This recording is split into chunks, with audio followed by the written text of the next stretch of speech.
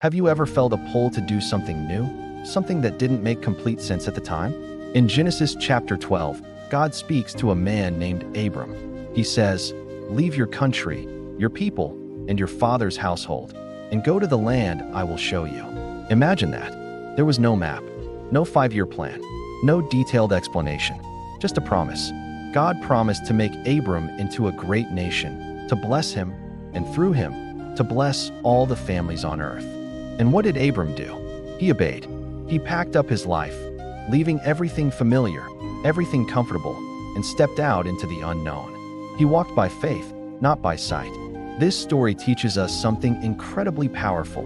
Real faith often begins right where our certainty ends. It's about taking that first step even when you can't see the whole staircase. When Abram arrived in the promised land of Canaan, what was the first thing he did? Before building a house, before accumulating wealth, before trying to build his influence, he built an altar. He established worship as his foundation. His priority was his connection to God. But here's a crucial reality check.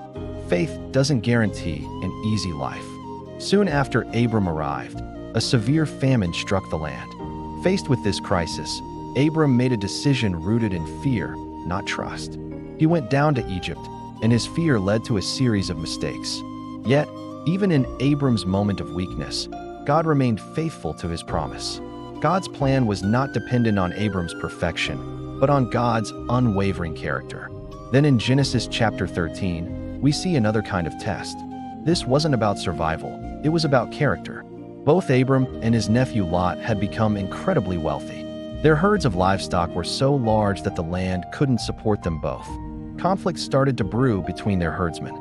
As the elder and the one who received the original call from God, Abram had every right to claim the best land for himself.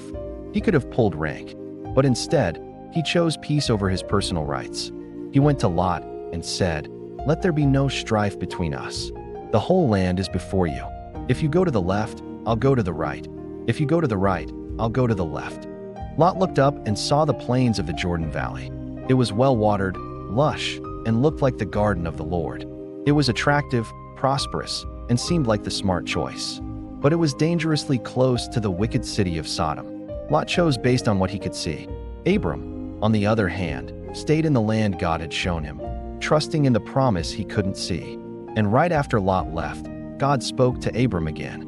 He said, "Lift up your eyes from where you are and look north and south, east and west. All the land that you see, I will give to you and your offspring forever." This is a profound lesson for us today. When you choose peace over pride, God often enlarges your territory. When you let go of what seems best in the moment and trust God's original direction, He reinforces His promise in your life. True faith isn't always loud and dramatic. More often, it's steady and patient. It's the quiet determination to build altars in unknown lands and to choose peace when you could choose conflict. It's the courage to trust God's promise over what looks appealing to the eye. The stories of Abram in Genesis 12 and 13 remind us that God calls ordinary people to do extraordinary things. But this journey requires movement and faith. And it's our character that protects the promise along the way. So walk by faith, choose peace, and trust God's direction for your life. Thank you for joining us. If you found this reflection helpful, please subscribe to The Still Voice for more life-changing messages from the Bible.